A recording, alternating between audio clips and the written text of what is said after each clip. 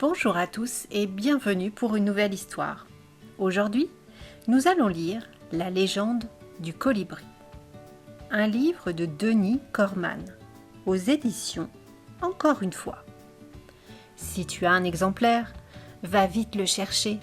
Ainsi, nous pourrons le lire ensemble.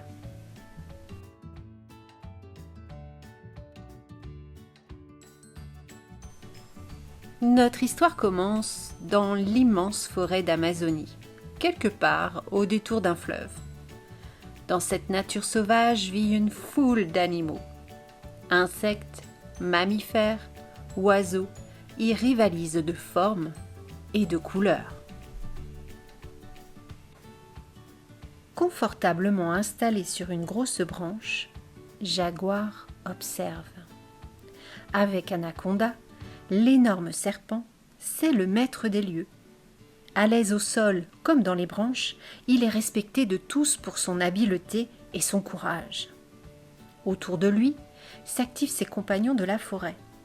Tamanoir cherche des fourmis pour son repas de midi, alors que le joyeux Coati croise Tatou le solitaire, cuirassé comme un chevalier. En haut dans les branches, entre lianes et feuillages, les oiseaux toucans et haras discutent, pendant que Capucin fait le singe et réveille paresseux de sa longue sieste. Un peu à l'écart, près d'un ruisseau, il y a Colibri. Toute la journée, suspendu dans de longs vols immobiles, il est occupé à prendre avec son long bec le nectar que lui offrent les plus belles fleurs de la forêt. Il est si petit et semble si agité que parfois les autres animaux se moquent de lui. Dans la forêt, tout a l'air paisible. Mais dans le ciel, de gros nuages noirs arrivent de l'horizon. Poussés par le vent, ils couvrent bientôt toute la forêt. Un terrible orage se prépare. Soudain, un éclair, plus gros que tous les autres, s'abat sur un arbre mort. Foudroyé, coupé en deux, l'arbre prend aussitôt feu. Les flammes se multiplient et le feu se répand aux autres arbres, puis à la forêt, provoquant un immense incendie. Tous les animaux, terrifiés, quittent la forêt et se réfugient dans une clairière au bord de l'eau. Isolés, médusés, ils observent le désastre et assistent, impuissants, à la disparition de leur forêt.